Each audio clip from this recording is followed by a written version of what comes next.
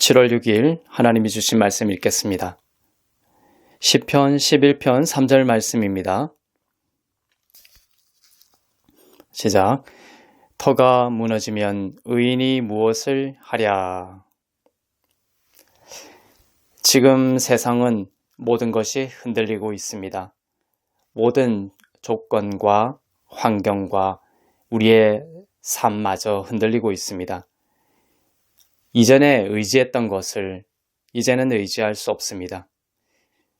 그러나 성경을 통해 하나님은 우리들에게 약속하고 계십니다. 좋은 것들을 우리 앞에 예비해 놓으셨다. 이렇게 약속하고 계십니다. 예레미야 29장 11절 말씀 보겠습니다. 시작. 여호와의 말씀이니라. 너희를 향한 나의 생각을 내가 아나니 평안이요 재앙이 아니니라. 너희에게 미래와 희망을 주는 것이니라. 우리를 향한 하나님의 생각은 재앙이 아닙니다. 평안입니다. 미래와 희망을 주는 것입니다. 혹시라도 어둠과 불안에 휩싸인 생각이 있다면 이 시간 내려놓고 하나님의 생각을 가지시기를 축복합니다. 나의 장래는 밝다 라는 믿음과 확신을 주님을 보면서 갖기를 바랍니다.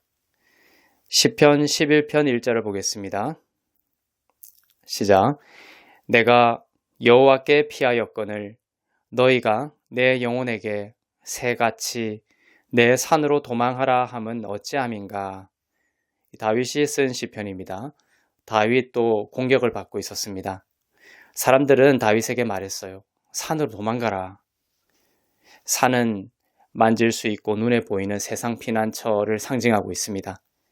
그러나 다윗은 하나님께 피했습니다. 산으로 피하지 않고 하나님께 피했습니다. 다윗은 2절에서 마귀와 악인의 공격을 받고 있는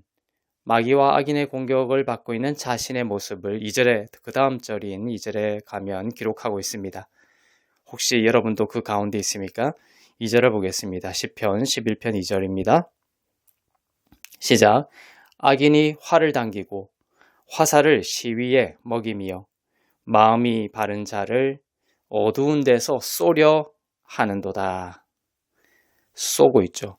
성경은 우리의 적 마귀가 불화살을 우리에게 쏜다고 합니다. 이 불화살을 맞으면 이렇게 생각하게 돼요. 아무도 나를 사랑하지 않아. 나는 버림받았고 아무 희망이 없는 것 같아. 그렇게 생각을 하게 됩니다. 마귀가 쏜 불화살에 맞으면요. 마귀가 여러분의 머리에 다윗에게처럼 불화살을 쏜 것입니다. 마귀는 악하고 나쁜 생각을 줍니다. 우리가 그것을 받아들이기를 원하면서 말이죠. 그러나 마귀가 불화살을 쏘더라도 예수님의 완전한 사랑을 바라보며 그 불화살을 받아들이지 마시기를 바랍니다. 그 생각에 복종하지 마세요. 마귀는 의인인 우리의 털을 무너뜨리려고 합니다. 불화살을 쏘아서 우리가 하나님의 생각이 아닌 사단의 생각과 또 육신의 생각에 몰두하게 만들어서 우리의 털을 무너뜨리려고 하는 것입니다. 시편 11편 3절 보겠습니다. 시작. 터가 무너지면 의인이 무엇을 하랴. 이 터가 되게 중요한데 털을 무너뜨리려고 하는 것이죠. 터가 무너지면 어떻게 할 것인가 라고 기록할 만큼 이 터가 중요한 것입니다. 마귀는 이 털을 무너뜨리려고 하는 것이죠. 의인이 무엇을 하랴. 의인에 대한 구절입니다. 바로 하나님의 자녀인 우리들을 말합니다. 우리는 우리의 행위를 통하여 우리의 착한 행실을 통하여 의인이 됐습니까? 아니죠. 예수님의 십자가의 공로를 의지하고 믿음으로 하나님이 주신 그 의의 선물을 받아 우리 의인이 됐습니다. 구약에서 그림자로 얘기하고 있던 그 의인, 그리고 신약에서 실체로 밝히고 있는 그 의인은 바로 믿음으로 말미암아 의롭게 된 하나님의 자녀인 우리들을 말합니다. 마귀는 이 의인인 우리의 기초를 공격합니다. 항상 기초가 중요하죠. 옳은 일을 우리가 한다고 해도 그 기초는 무엇입니까? 동기는 무엇입니까? 옳은 일을 한다고 해도 잘못된 이유로 우리가 할 수 있습니다. 하나님에 대한 열심이 있죠. 열심이 있어도 하나님은 뭐라고 하셨습니까? 내 백성이 열심은 있지만 나에 대한 바른 지식이 없어서 망하게 되었다. 이렇게 호세아서 4장 6절에서 말씀하고 있습니다. 하나님에 대한 열심, 그러나 그 동기와 또 그 기초, 그 바른 지식이 없음으로 인하여 하나님은 망하게 된다. 이렇게 말씀하고 있습니다. 기초가 중요합니다. 예를 들어서 이제 의인인 우리는 낫기 위해서 그가 채찍에 맞음으로 나음을 입었다라고 선언하지 않습니다. 이미 나았기 때문에 그렇게 선언하는 것입니다. 마귀는 예수께서 다 이루신 의의 기초를 흔들려고 합니다. 마귀는 의의 기초를 공격합니다. 하나님 보좌의 기초도 의와 공의라고 했죠. 마찬가지로 지금 방금 읽은 시편 11편 3절에서도 터가 무너지면 의인이 무엇을 하랴. 그죠? 그 터의 기초가 바로 의라는 것을 함의하고 있습니다. 마귀는 의의 기초를 공격합니다. 그래서 터가 무너지면 의인이 무엇을 하랴 이렇게 말하는 것이죠. 사단은 계속해서 예수님의 십자가의 그 공로에도 불구하고 예수 믿음에도 불구하고 너는 의인이 아니라 여전히 죄인이야 라고 함으로써 의인의 그 터를 무너뜨리려고 하는 것이에요. 의인이 서 있는 터는 시내산이 아니라 시온산이라고 했습니다. 우리의 터가 중요한데요. 히브리서 12장은 성도들의 그 터가 성도들이 서 있는, 성도들이 딛고 있는, 성도들이 존재하고 살아가고 있는 그 터가 침침하고 불붙는 시온산이 아니다라고 분명하게 말씀하고 있습니다. 히브리서 12장 18절부터 19절입니다. 시작. 너희는 만질 수 있고 불이 붙는 산과 침침함과 흑암과 폭풍과 나팔 소리와 말하는 소리가 있는 곳에 이른 것이 아니다 라고 말씀하고 있습니다. 지금 방금 묘사한 이 모든 풍경은, 이 모든 배경은 무엇이에요? 시내산입니다. 모세와 이스라엘 백성들이 도착했던 시내산입니다. 출애굽기 19장이죠. 하나님이 십계명을 주시기 위해 시내산에 임하셨습니다. 하나님이 불과 함께 오셨는데 특이하게도 불이 있는데도 불구하고 침침하고 어둡고 폭풍이 있었습니다. 아주 우울하고 무서운 분위기이죠. 심판의 불이고 심판의 산을 나타냅니다. 이처럼 사람들이 율법으로 돌아가게 되면은 그 내면이 이와 같아요. 그 내면의 영혼은 우울과 어둠과 폭풍을 겪습니다. 흔들리고 심판에 노출된 산에 있는 듯 그의 삶 전체가 흔들리는 것 같습니다. 하나님께서 오늘 그런 사람들을 진리의 말씀으로 자유롭게 하시기를 선포합니다. 시내산에서 벗어나기를 바랍니다. 예수께서 여러분을 시내산에서 옮기셨습니다. 해방하신 줄로 믿습니다. 예수 믿는 자들은 더 이상 그 산에 이른 것이 아닙니다. 22절에 가면 이제 여러분이 이른, 성도들이 이른, 저와 여러분이 이른 곳, 다다른 곳, 지금 존재하는 곳이 나타나 있는데 시내산이 아니라 시온산이다 라고 선포하고 있습니다. 히브리서 12장 22절을 보겠습니다. 그러나 너희가 이른 곳은 시온산과 살아계신 하나님의 도성인 하늘의 예루살렘과 천만 천사와 여러분이 어디에 이르렀다라고 말씀하고 있습니까? 네, 시온산입니다. 지금 예루살렘에 가면 그 마가의 다락방이 있는 곳을 나타냅니다. 오순절에 성령이 내려왔던 산입니다. 여러분만 이런 것이 아니라 하나님도 이제 시내산에 계시지 않고 시온산에 계세요. 하나님이 안 계신 곳에 서 있지 않기를 바랍니다.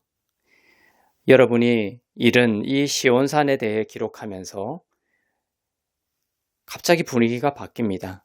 갑자기 햇빛이 비칩니다. 흑암과 폭풍도 없고 어둠도 없습니다. 하나님도 계시고 예수님도 계시고 천군 천사도 계시고 바로 여러분의 법적인 위치가 여기에요. 여러분도 여기에 있습니다. 시내산과 시온산을 성경은 계속해서 대비하고 있습니다. 시내산은 종의 산이요, 시온산은 자녀의 산입니다. 시내산에서 율법을 주셨을 때 산 밑에서는 3,000명이 죽었습니다. 이처럼 율법은 그 아래에 있는 자를 죽입니다. 그러나 시온산에서 성령을 주셨을 때에는 정반대로 3,000명이 구원을 받고 살아났습니다. 은혜와 영은 그 아래에 있는 자를 이처럼 살립니다. 율법이 우리를 경건하게 만든다라고 주장하는 사람이 있다면 아닙니다. 이스라엘의 사례를 깊이 생각해 보세요.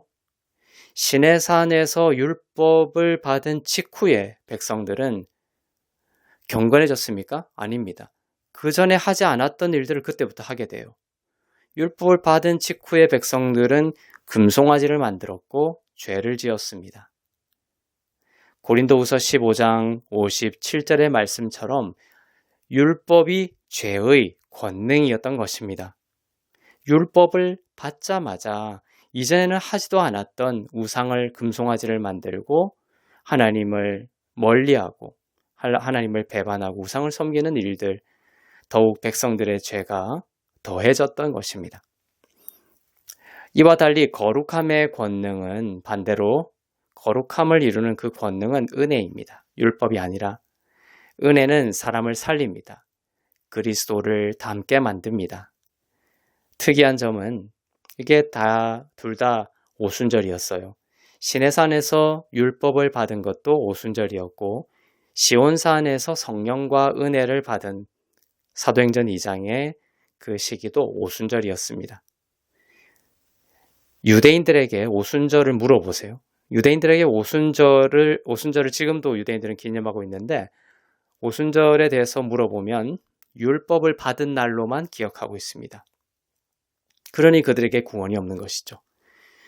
예수 믿는 우리들이 붙들어야 할 오순절은 바로 성령이 임하고 은혜의 해가 시작된 오순절입니다. 그래서 온전한 오순절이 임한 것이죠. 사도행전 2장 1절부터 2절 말씀입니다. 시작.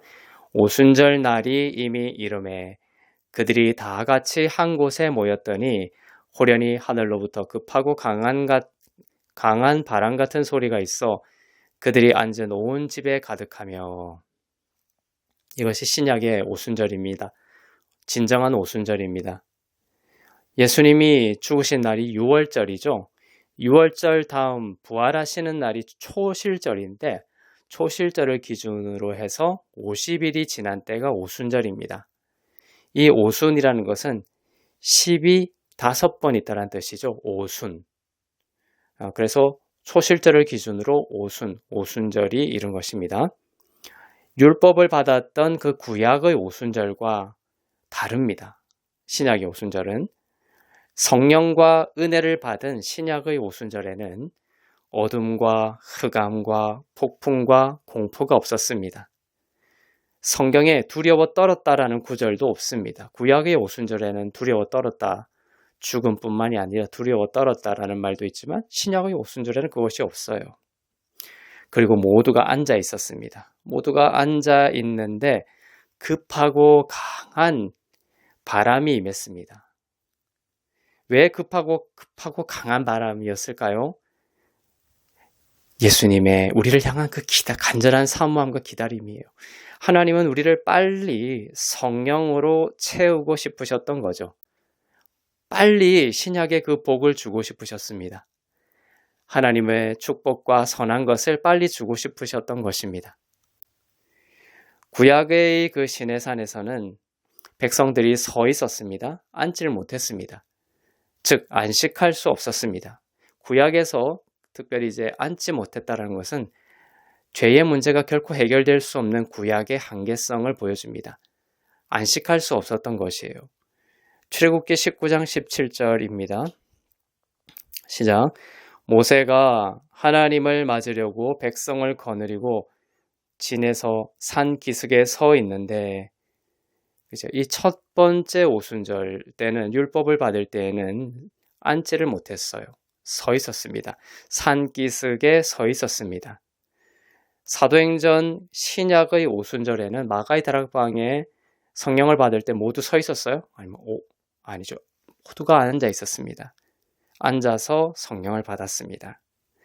종들은 서 있었고 자녀들은 앉아 있었습니다. 모세는 종이었고 예수님은 아들이시죠. 우리는 모세를 따르지 않고 예수님을 따릅니다. 모세는 그림자이고 예수님은 본질이요 실체입니다. 시내산에서는 어둡고 빽빽한 구름이 나옵니다. 성경에서 맨 처음 빽빽한 구름이 등장하는 구절이 바로 시내산에서 율법을 받을 때입니다. 이스라엘 백성들이 모든 율법을 다 지킬 수 있다라고, 하나님 어떤 계명이든 주십시오. 우리가 다 지킬 수 있습니다. 라고 교만한 마음을 보였을 때에 빽빽한 구름이 등장합니다. 인간이 자기 노력을 뽐낸 것입니다. 이와 달리 예수님이 새 언약을 가지고 오셨을 때에는 좋은 소식이 있었습니다. 예수님이 마태복음 17장에서 그 변화산에 오르셔서 그 형상이 새하얗게 변모되었을 때 그의 얼굴이, 주님의 얼굴이 빛났죠. 옷도 빛났습니다. 시내산이 아니라 신약의 변화산에 임한 구름은 빛난 구름이었습니다. 어두운 구름이 아니었습니다. 예수님이 계신 곳에 어두운 구름이 올 수 없습니다. 새 언약을 받은 은혜의 자녀인 여러분들 가운데에도 빛난 구름이 임한 것입니다. 어두운 구름 안에 있다고 생각하지 마세요. 사단은 불화살을 쏴서 여러분이 어두운 빽빽한 구름, 심판의 구름 안에 있다라고 자꾸 생각하게 만드는 거예요. 그러나 주님을 바라보면 주님은 여러분에게 말씀하세요. 너희는 빽빽한 어두운 심판 흑암의 구름 아래 있는 것이 아니라 빛나는 구름에 둘러싸여 있다. 성령과 은혜를 받은 마가의 다락방에서는 120명이 앉아서 성령을 받았습니다. 이 120이라는 숫자, 노아의 홍수 때 나오죠. 또 노아의 홍수 사건 때 하나님은 인간의 날이 120년이 되리라고 약속하셨습니다. 인간의 노력은 120년까지일 뿐, 그 후에는 성령이라는 것입니다. 성령의 사역이, 성령의 시대가 펼쳐진다는 것이에요. 인간의 노력이 끝나고 안식이 시작됨을 뜻합니다. 그 120이 이 성령 오순절 성령 강림 사건 때 등장하고 있습니다. 마가의 다락방에 120명이 앉아 있었고, 이제 인간의 노력과 선행으로가 아닌 은혜와 예수의 공로로 인해 그들은 성령을 받고 영생을 받고 천국을 받게 된 것입니다. 이 120이 등장하는 또 다른 곳이 있어요. 솔로몬 때입니다. 솔로몬이 하나님을 위해 성전을 지었습니다. 성전을 봉헌하던 날 제사장이 몇 명이었습니까? 120명의 제사장이었습니다. 역대하 5장 12절이죠. 그때 120명이 모여서 그때 사람들은 여호와의 이름을 높이며 이렇게 노래 불렀습니다. 역대하 5장 13절 14절입니다. 시작. 소리를 높여 여호와를 찬송하며 이르되 선하시도다 그의 자비하심이 영원히 있도다 하매 그때에 여호와의 전에 구름이 가득한지라. 제사장들이 그 구름으로 말미암아 능히 서서 섬기지 못하였으니 이는 여호와의 영광이 하나님의 전에 가득함이었더라. 서 있지를 못해 쓰러지거나 무릎을 꿇었습니다. 하나님의 권능과 영광이 너무나 강했습니다.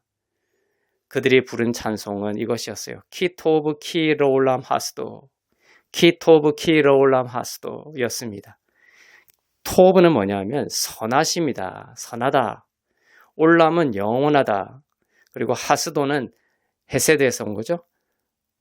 은혜롭다. 은혜라는 뜻입니다. 즉 하나님의 선하심과 하나님의 은혜가 영원하다라고 노래했습니다. 하나님의 선하심과 은혜가 영원하다.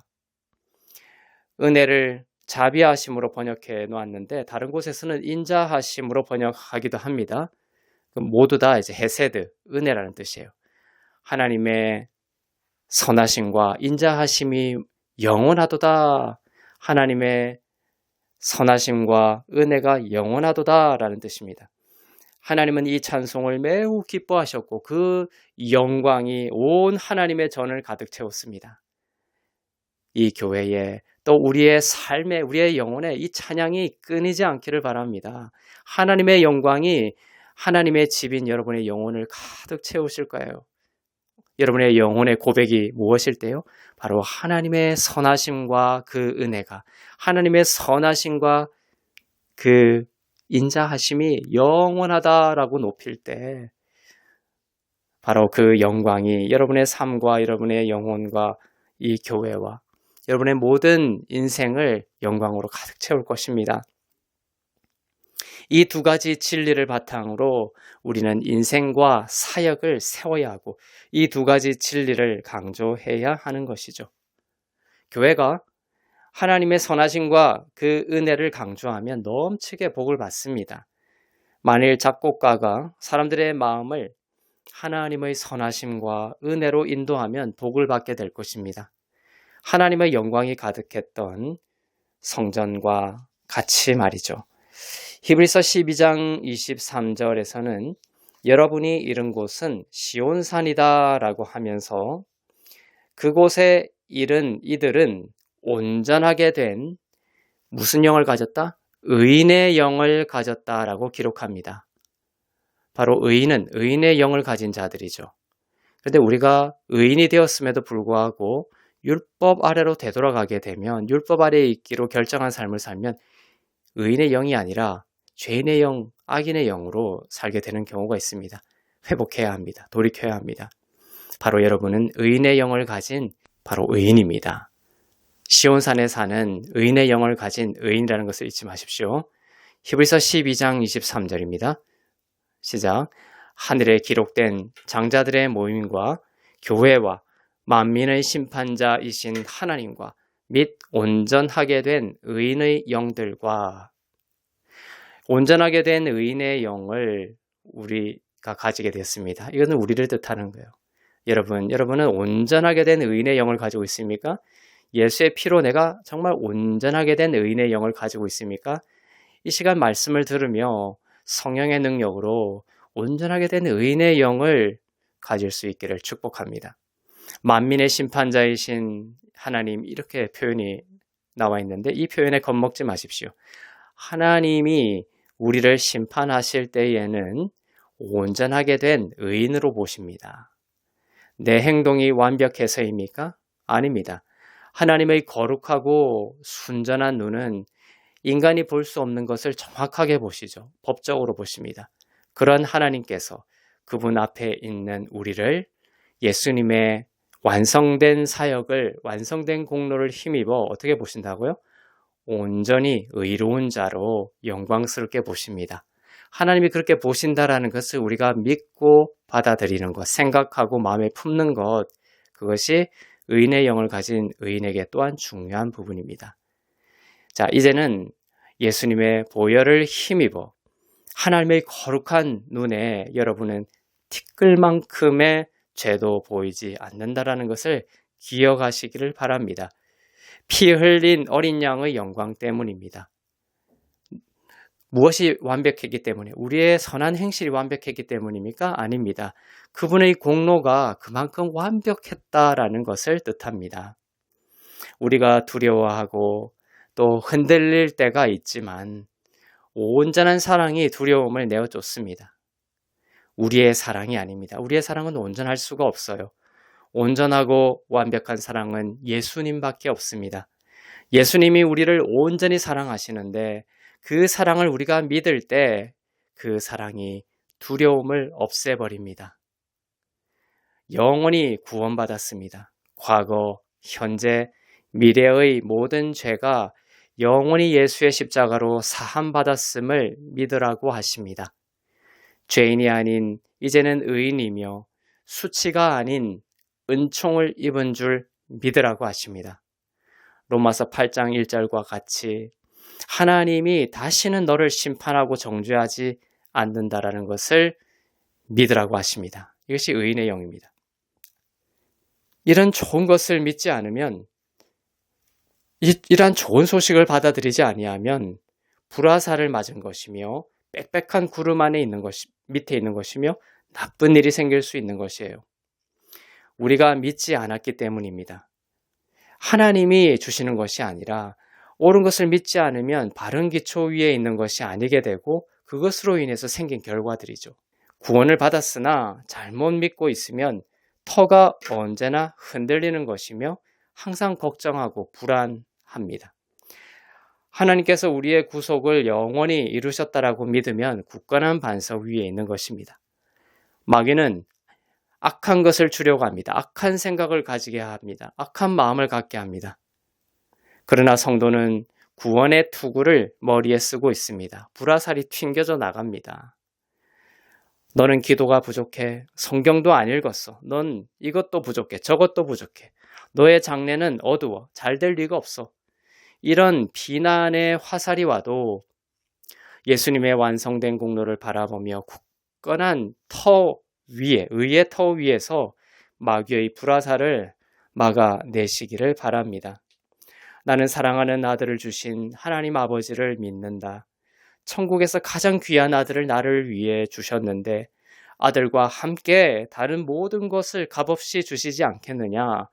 나의 장래는 예레미야 29장 11절 말씀과 같이 나의 장래는 밝고 빛나다라고 나는 확신해 라고 말한다면, 믿는다면, 생각한다면 여러분은 구원의 투구를 쓰고 있는 것이며 불화살들이 다 튕겨져 나가는 거예요. 의인인 여러분의 삶의 기초가 든든한 것입니다. 세상은 흔들리고 마귀는 온갖 그들이 만든 것들로 여러분의 터를 흔들고 공격하려고 하겠지만 예수님의 완성된 공로로 인해 굳건한 의의 터 위에 있음을 믿고 그 믿음과 마음으로 산다면 여러분은 하나님의 축복 가운데 있으며 여러분을 치기 위해 제조된 모든 사단의 무기들이 쓸모없이 되고 여러분을 대적하면서 송사하던 모든 혀가 도리어 자기 꾀에 빠지게 될 것입니다. 이사야서 54장 17절 말씀입니다. 시작. 너를 치려고 제조된 모든 연장이 쓸모가 없을 것이라. 일어나 너를 대적하여 송사하는 모든 혀는 내게 정죄를 당하리니 이는 여호와의 종들의 기업이요 이는 그들이 내게서 얻은 공인이라. 여호와의 말씀이니라. 내게서 얻은 공의, 이것이 신약적 개념으로 오면 하나님이 선물로 주시는 의를 말합니다. 내가 의인의 영을 가지고 살아간다면 터가 견고한 것이며 무너지지 않은 것이며 어떤 일이 벌어지는 거예요. 방금 읽었듯이 너를 치려고 제조된 모든 연장이, 사단이 여러분을 치려고 만든 모든 무기가 어떻게 된다고요? 쓸모가 없게 되는 것이에요. 일어나 너를 대적하여 송사하는 모든 혀가 도리어 정죄를 당한다. 말씀하고 있습니다. 사랑하는 성도 여러분, 한 주간도 하나님께서 모든 불화살로부터 여러분의 마음과 생각과 믿음을 지켜주시고 의인의 영을 갖게 하시며 의인된 여러분의 삶의 터를 굳건하게 지키시기를 주님의 이름으로 축복합니다. 기도하겠습니다. 사랑의 하나님 아버지, 이 흔들리는 세상 가운데서도 주님의 평안과 또 희망의 약속을 붙들게 하옵소서. 예레미야 29장 11절의 말씀처럼 주님의 생각은 재앙이 아니라 평안과 미래를 주시는 것입니다. 마귀의 불화살과 두려움이 우리를 공격할 때 시온산의 은혜와 예수님의 완전한 사랑으로 우리를 지켜주옵소서. 우리는 심판의 신의 산이 아닌 은혜의 시온산에 이르렀습니다. 주님의 성령과 영광이 우리를 감싸시고 의의 터 위에 굳건히 서게 하옵소서. 시편 11편의 다윗처럼 세상의 피난처가 아닌 주님께 피하여 믿음으로 나아가게 하옵소서. 예수님의 보혈로 말미암아 온전한 의인으로 보시니 두려움과 불안을 내려놓고 주님의 영원한 은혜를 찬양하게 하옵소서. 우리를 대적하는 모든 사단의 연장과 혀가 무력하게 되며 주님의 은혜로 우리를 승리케 하옵소서. 한 주간도 주님의 사랑과 구원의 투구로 우리의 마음과 믿음을 지켜주시기를 간절히 구합니다. 간구합니다. 한 주간도 주님의 사랑과 구원의 투구로 우리의 마음과 믿음을 지켜주시옵소서. 전쟁과 재난의 땅에